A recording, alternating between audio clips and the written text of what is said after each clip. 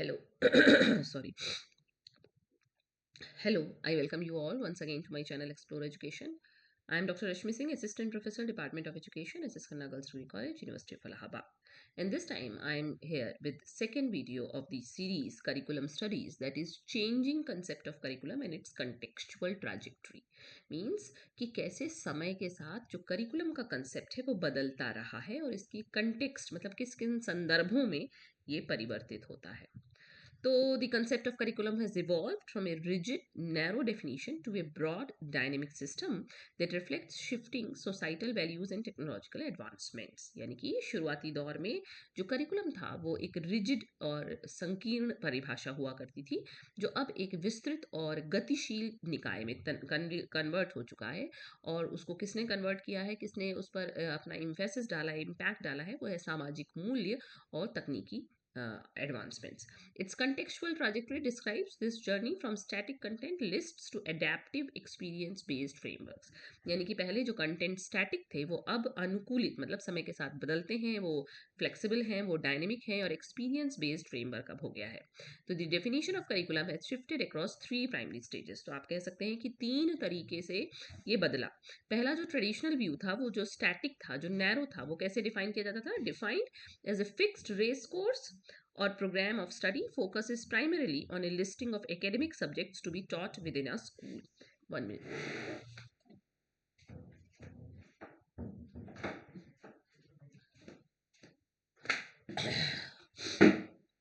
यानी कि जो पारंपरिक इसका व्यू था उसमें तो ये हम लोगों ने बात की थी कि ये रेस कोर्स है. तो पहले ये फिक्स था, एक प्रोग्राम ऑफ स्टडी जो फिक्स था और उसका फोकस प्राइमरीली था कि उन एकेडमिक सब्जेक्ट्स की लिस्टिंग पे कि क्या क्या स्कूल में पढ़ाया जाना है. से ये मॉडर्न व्यू में आ गया जो कि प्रोसेस ओरिएंटेड है, seen as the total learning experiences. अब इसको लर्निंग एक्सपीरियंसेस की टोटलिटी के रूप में देखा जाता है, क्या क्या बच्चा सीख रहा है वो सब कुछ, उसकी संपूर्णता of a child encompassing activities both inside and outside the classroom to develop a balanced personality. जिससे कि न सिर्फ कक्ष के अंदर बल्कि उसके बाहर भी वो कौन सी एक्टिविटीज हैं जिनसे आप बच्चे की जो बच्चे का व्यक्तित्व है उसको बैलेंस्ड कर सकते हैं. एंड देन जो थर्ड और जो मोस्ट मॉडर्न व्यू है वो फ्यूचर ओरिएंटेड व्यू है, जो डायनेमिक है, a continuous iterative process designed to prepare learners for an uncertain world. अब हमको अब जो विद्यार्थी हैं, जो शिक्षार्थी हैं, जो लाभार्थी हैं, उनको एक ऐसे संसार के लिए तैयार करना है जो निश्चित नहीं है. It emphasizes competencies, example critical thinking, problem solving and agency rather than just content mastery. तो सिर्फ कंटेंट की मास्टरी देने से जो नया आने वाला विश्व है, जो वैश्विक चुनौतियां हैं, जो प्रिडिक्टिव नहीं है, जिनकी आप पहले से भविष्यवाणी नहीं कर सकते, जैसे कोविड के बारे में किसी को ज्ञान नहीं था कि ऐसा कुछ हो जाएगा, हमको ऐसे ऑनलाइन शिफ्ट होना पड़ेगा या एआई आ जाएगा, ऐसे हो जाएगा, ये चीज़ें ये सब अनप्रिडिक्टेबल थी.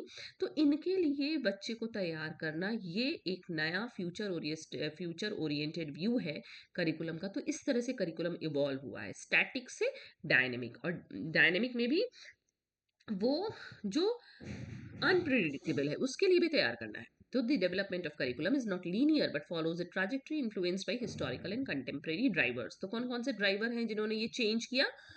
From content centred to competency centred. यानी कि पहले हम कंटेंट पे, विषय वस्तु पर बच्चे की मास्टरी कराते थे और अब हमको उसको दक्षता केंद्रित है. ये there is a global trend toward competence centred curricula pioneered by organisations like the OECD that focuses on what learners can do with their knowledge in 21st century context. अब ये एक वैश्विक ट्रेंड आ गया है कि हमको करिकुलम ऐसा बनाना है कि जिसमें कॉम्पिटेंस बच्चे को मिले, है ना, और वो क्या कर सकता है 21वीं सदी के कंटेक्स्ट में अपने ज्ञान के साथ. तो ये एक नया चेंज है. फिर सोशियो कल्चरल फाउंडेशन से curricular increasingly viewed as social practice. हमें पता है कि सोशल जो बेस है, सोशियोलॉजिकल बेस है करिकुलम का, वो बहुत महत्वपूर्ण है कि हमको किसके लिए तैयार करना है, किस प्रकार के समाज के लिए बच्चे को तैयार करना है.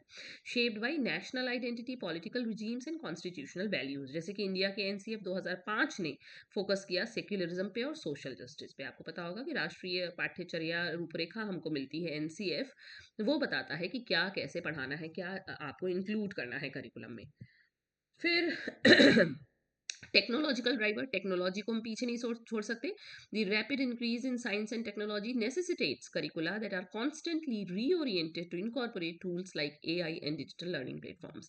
आपको न चाहते हुए भी एआई को करिकुलम में लाना होगा, है ना. डिजिटल लर्निंग प्लेटफॉर्म्स का यूज करना होगा. तो ये टेक्नोलॉजिकल ड्राइवर है. Then the top down to bottom up shift. Historically curriculum was a central mandate. Top down, पहले ऊपर से नीचे आता था, ये था हिसाब किताब. Modern trajectories emphasize teacher agency, where educators act as co-creators who adapt frameworks to their specific classroom context. यानी कि हम अपने क्लासरूम के विशिष्टता के हिसाब से, अपने क्लासरूम के कंटेक्स्ट के हिसाब से, उसकी जो लोकल सिस्टम है उसके हिसाब से चेंज कर सकते हैं, अडेप्टेशन ला सकते हैं करिकुलम में. तो ये बॉटम अप, नीचे से ऊपर जा रहा है, पहले ऊपर से नीचे आता था. और responsive to global crisis. Recent shifts reflect need to address global challenges such as climate change के बारे में आपको बात करनी होगी कक्षाओं में. आपको आपको अपना एनवायरनमेंट ऐसा रखना होगा. स्कूल का ग्रीन ऑडिट की बात होती है, तो ये सब करिकुलम का हिस्सा बनना पड़ेगा. क्यों? क्योंकि ग्लोबल क्राइसिस है. अगर आपने इस पर बात नहीं की तो और जल्दी खत्म हो जाएगा आपका ग्लोब. और पेंडेमिक जैसे कोविड-19 आ गया. डिजिटल डिवाइड की बात आपको करनी होगी. Moving toward a more inclusive and egalitarian vision. Inclusive, सबको समावेशित करके चलना है. इगेलिटेरियन, समता मूलक, है ना. तो ये सब ग्लोबल क्राइसिस के बाद उत्पन्न हुआ है कि कोई छूट ना जाए तो इंक्लूसिव, किसी के संग इनजस्टिस ना हो तो इगेलिटेरियन.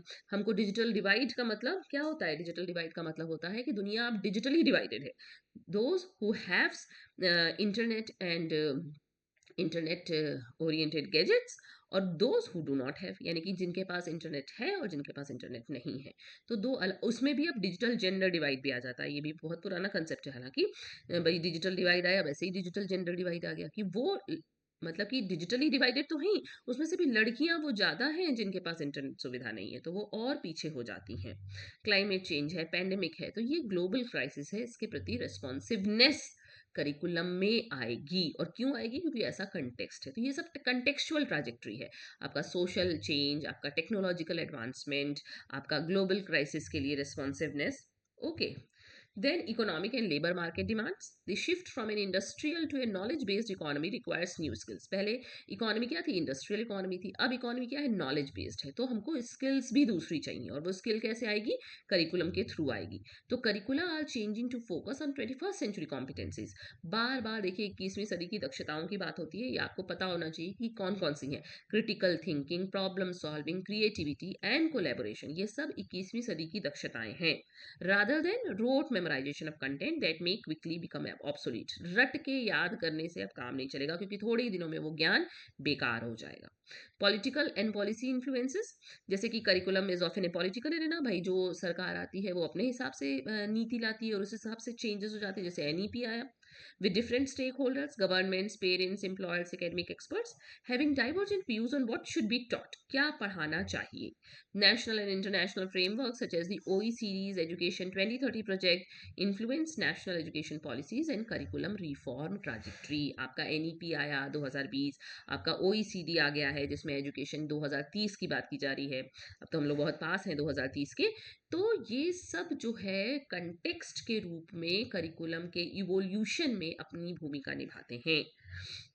तो अल्टीमेटली क्या हुआ कि the curriculum is a dynamic and intentional plan, यानी कि आपने जानबूझकर ये योजना बनाई है for learning that must be periodically री इवेल्युएटेड. आपको बीच बीच में उसको री इवेल्युएशन करना पड़ेगा. ऐसा नहीं कि एक बार करिकुलम बना दिया और आप पढ़ाते चले जा रहे हैं. हमको समय समय पर उसको उसकी जांच करनी होगी एंड री डिजाइन, और उसका पुनः निर्माण करना होगा to prepare students for an uncertain and complex future. विद्यार्थियों को एक ऐसे भविष्य के लिए तैयार करना है जो कि जटिल भी है और अनिश्चित भी है. तो ये करिकुलम का इवोल्यूशन है और ये इसकी करिकुलम की ट्राजेक्ट्री है, कंटेक्चुअल ट्राजेक्ट्री, कि स्टैटिक से डायनेमिक हो गया.